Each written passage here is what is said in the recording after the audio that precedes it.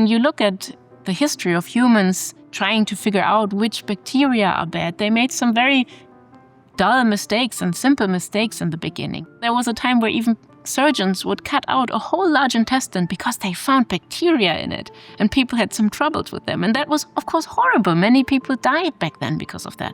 We got a bit more differentiated and said, maybe it's certain species of bacteria being bad. So then really asking and turning to the immune system, toward science, that it's not about all these boxes you want to put things in, but it's really about looking very detailedly what's the interaction. My name is Giulia Enders. I'm an author and physician from Germany, and I just wrote my second book, which is called Organs Speak, What It Really Means to Listen to Our Bodies. Thank you for watching Big Think. If you'd like to support our work, we encourage you to join our members community. As a member, you'll receive our quarterly print magazine, a beautifully designed collection of the ideas and interviews that matter most. Big Think is for curious people who want to take deep dives into big ideas.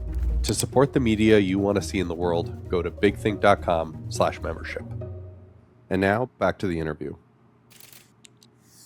The immune system, beyond the war metaphor. When we talk about the immune system, we oftentimes use words related to war and fighting and killing. And while that is one aspect of immunity and also an important one, it's really not the whole story, and it's also sometimes quite a bit inaccurate. And so I like to introduce a different picture here, and you can use it or not, but that was one that really had an impact on me when I was growing up. It was the best friend of my grandma, and he was a pianist from the United States. He came to Germany and then had a house somewhere in the forest, really. And every weekend, all kinds of people would come there. And when I think back, it becomes pretty special to me now, because as a child, you just take it as it is, but how safe everyone felt, and very different people felt so safe there. It was, a kind of like a strict lawyer somewhere from the city, then a woman from Iran with a difficult family background, then some, theater director, a colorful person, and all these people, very different, just came together and felt good, felt safe, felt like being themselves. And later on, I came to realize there was a different element to safety that Bill shares with the immune system, I'd say. And that was, in a way, really getting to know people, really in a non-judgmental way, really being very curious about them. Our immune system does something absolutely similar, which is it roams our cells every second. While I'm sitting here, it does so. And it asks, how are you doing? What's going on here? How is it going over here? So that it can really make sure safety is happening in a smart way. For example, it would not attack an optical nerve if there's a virus sitting in it, because we might go blind. But it very well so does that when it's in our throat cell, and it can just replace this cell. So it is smart in a way, but that's just because it really knows, our cells and our body. And Bill did the same thing. And then also, for some people, Bill just tolerated them brilliantly. Maybe he wasn't too fond of them, but, it didn't matter. Why waste energy to have some unnecessary inflammation? Our immune system really has to do the same to keep us safe. Unnecessary inflammations, as in allergies or autoimmune diseases, are not only wasteful to energy resources, but dangerous. And then the last part is also to really cooperate well and friendly with good microbes, which, of course, Bill did brilliantly, having all these wonderful friends and people.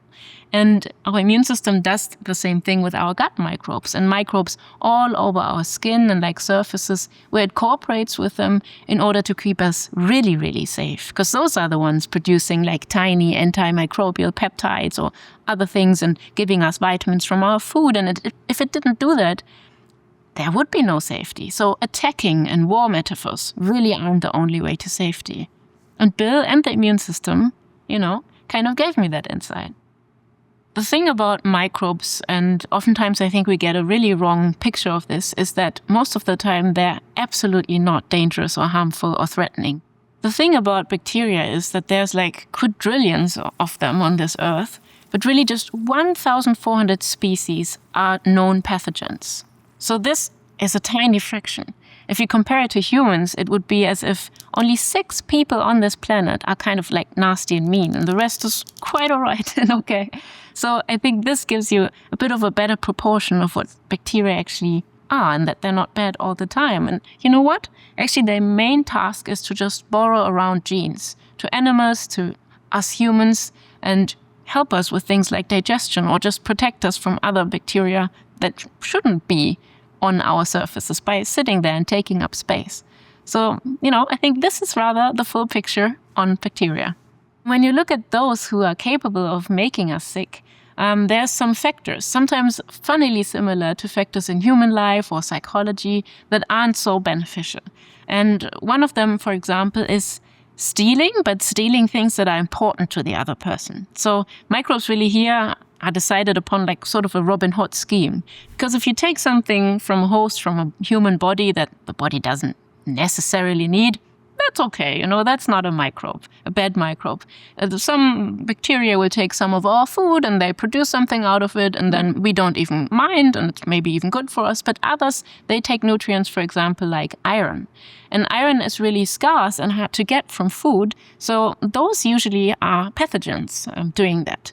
And it leads to one interesting phenomenon, which is when we have an infection, our immune system will cleverly get all the iron out of our blood, like put it somewhere in a hidden spot, and then wait until we're good again and release the iron back into the blood. So shortly after an infection, you might have a lowered iron value when you go to a blood test, for example. But that's not necessarily a bad thing, because it will probably return within the next day. And then other aspects for pathogenity, for bacteria being harmful to us, is, for example, overstepping borders. Not being okay with, a line someone draws and says, no, this is my throat, so you can't invade here. So bad microbes will just ignore that there's a limit. Good microbes will just say, oh, apparently there's a wall, there's some throat wall that we're not gonna invade. We're just going to stay here on the mucous membrane and we'll be fine just living here. And then everyone can get along well, But bad microbes will ignore that sometimes and even cross the borders with going into our cells. That's usually then a bad sign, not tolerating when someone really says up to here, no further. And then something else, for example, is, a sort of gaslighting, you could almost say, which is called immunoinvasion. So when our bacteria notice that our immune system is not okay with them doing something to our cells, they have a choice. They can either become a little nicer, shutting off some genes that are irritating us, or they can try to go around the reaction of the immune system. And, bad bacteria opt for the latter. And in a very mild way, sometimes this doesn't have to be horrible, it can just mean that they make our immune system more tolerant. So far, then, that's still okay. Some of them might even protect us from unnecessary allergies. But if they go further and really fake it or really mask themselves or really pretend that they're not there and the immune system is looking for a problem, but they're hiding from it and pretending like maybe it's our own cells. They use proteins from our blood to cover themselves and seem like, maybe we're ourselves doing that harm to our own body cells. Then this is the case of immune evasion, and it's a sign that, they're tricking us. They're not reacting to our upset. They're just hiding from it. And then it's usually bacteria doing some pretty stupid or dangerous infections. Then there's also toxins, which is little things bacteria produce that fool our own regulation mechanisms. So for example, with toxin-producing bacteria that cause diarrhea, they will go in between our gut cells, and there is a place where they can initiate diarrhea. And by doing that, the cells will then, spread a little bit and let all the liquids through, so diarrhea can happen. But this is just used by these bacteria to get in this area of in-between gut cells.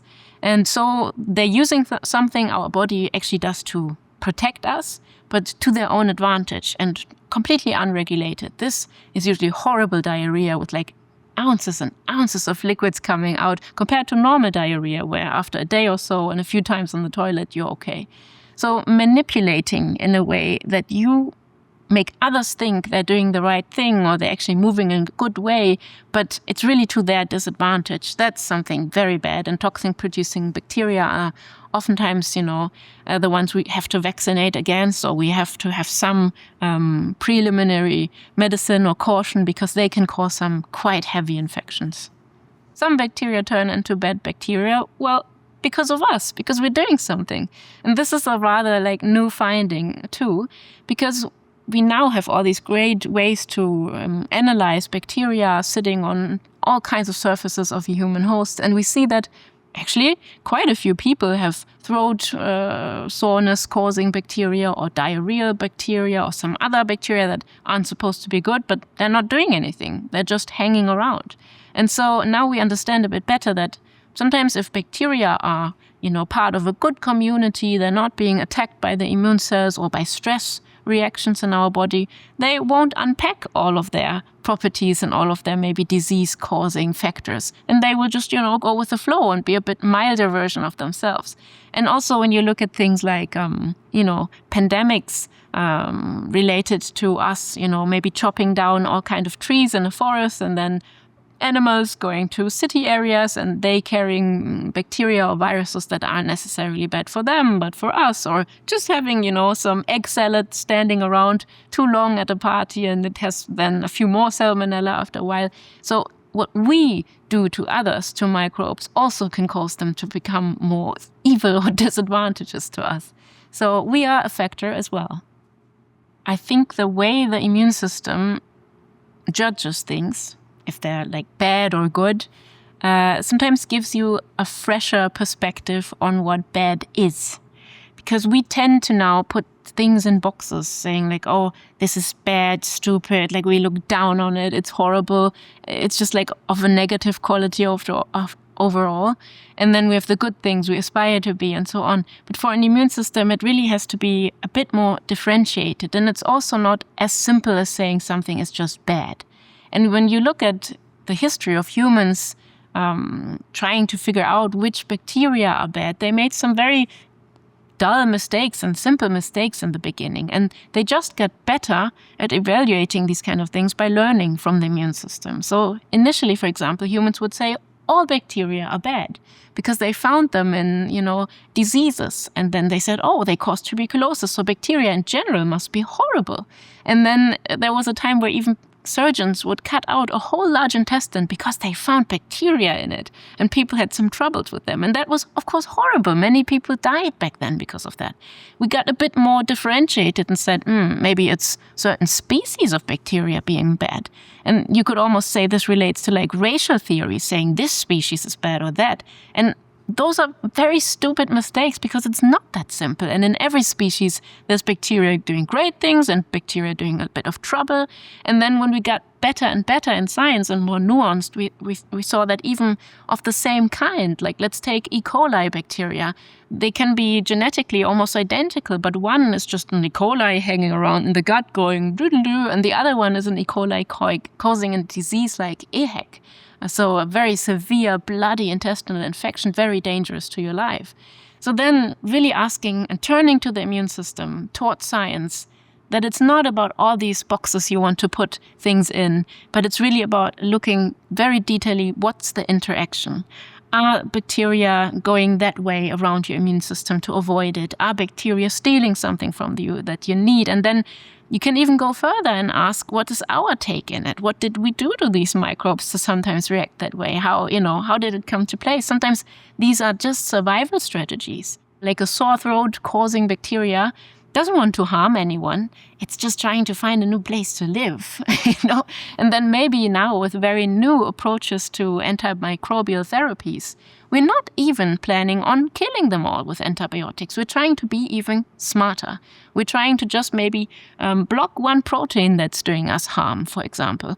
Or really, by that, maybe even teaching the bacteria to select the ones that are not doing this disadvantageous thing, but maybe are becoming a bit nicer on the way. So it's really about making this interaction smoother, smarter, more diplomatic. For quite a lot of bacteria, you might actually be able to go around them harming us, but actually becoming just like some colleagues sitting around doing nothing by getting to know them and understanding them way better. And I think that can be a lesson for the bad things in life as well. Don't just, shoot them, try to push them away, but really understanding, looking into the finer reasons why can sometimes give you a good way out. And sometimes it can also show you there's no good way, so we really have to avoid those. But, not always. And these cases are then the interesting ones. So oftentimes when people are diagnosed with an autoimmune disease, what they will hear in a doctor's office is the sentence that your immune cells are attacking your own body. And I really don't like that sentence. And I also think it's scientifically not accurate anymore. Because what we know now, when looking at research from like the 90s, the danger hypothesis and so on, is that the immune system is not just stupidly aggressive or something. All the cells that exist in our immune system just have this one goal, which is to keep us safe. And sometimes they might go a bit too far with it. You could even say almost like overprotective parents. They really want to be very sure that nothing horrible is happening, so they just do a bit too much. And that can be, an ungood thing, I would say. And of course, those diseases are to be taken seriously and they're not fun. And it's not good that the immune system is making a mistake like that. But it's really not because it's just aggressively turning against us. And I think understanding that can also really sometimes shift your perspective on how to deal with it and how to, have this phenomenon and treat it. Because, for example, we have now all these additional therapies or options that besides medicals and medications, you can also turn to and see which ones work for you. Doing like stress relief techniques, watching your diet closely. Some have like meditation and aromatherapy and all these kinds of things that can be used. It's not because it's just like saying do some good things, but it's because making your body feel better sends also a little notice to your immune cells. I'm doing better. You can, maybe tone it down a little bit. And taking medications for sometimes decades of your life also, I think, feels very different when you say, I'm swallowing to like fight back this stupid autoimmunity, compared to saying, I'm taking this to like calm you down, You don't have to go so hard. I'm okay.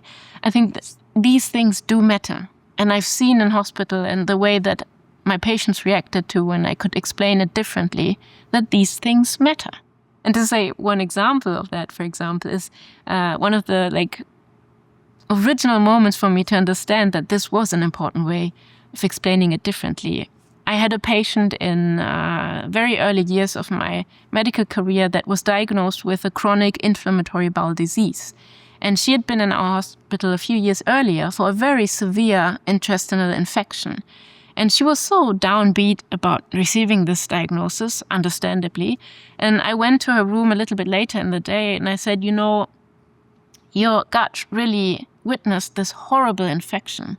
And I know it seems like, double trouble to now also be diagnosed with this disease. But it's also because your immune system had this very dangerous thing happening. And they had then to learn that they should have reacted a little bit earlier or could have done more or could have been a bit more careful. And now they're just following through with this lesson.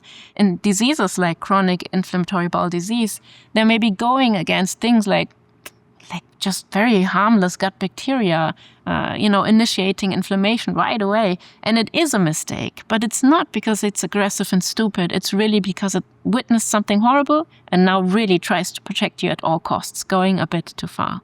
And I think just understanding it this way helped my patient. And it gave her a more mild attitude towards this disease. And I think, I hope this does something. One lesson that the immune system really taught me and that sticks with me to this day is that, safety doesn't mean having no risks at all and really, getting all the bad away from you, far, far away. Safety really also means coming up with solutions, being flexible, finding ways. And our immune system does exactly that, by having some sort of memory cells, by reacting towards germs flexibly, whether they are in a wound somewhere or somewhere in the optical nerve or in the gut. And so it has all these ways of finding solutions instead of just and only attacking stuff or keeping away things that are risky. And thinking of safety like this has given me a bit less anxiousness about safety in my own life. I know that when I know myself and I just look out for maybe different ways of solving something, I'm well off, compared to just trying to have everything risky, far away.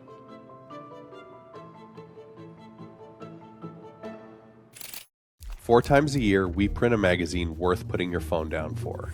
Big Think's premium print magazine is built with custom artwork and expert insight from the world's biggest thinkers.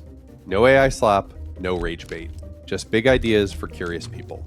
Support the media you want to see in the world. Go to bigthink.com/membership to join.